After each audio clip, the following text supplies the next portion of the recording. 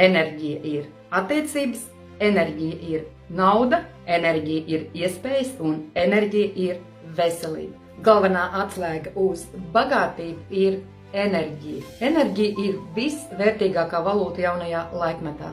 Kurš pārvalda enerģiju, tas pārvalda pasauli. Ja cilvēks pārvalda enerģiju, viņš ietekmē savu pasauli. Kurš pārvalda savu enerģiju, tas pārvalda savu naudu. Kurš pārvalda savu enerģiju, tas pārvalda savu veselību. Kurš pārvalda savu enerģiju, tas pārvalda savas attiecības un savas iespējas.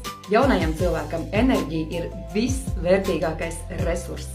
Nevis laiks, nevis nauda, nevis status, bet enerģija.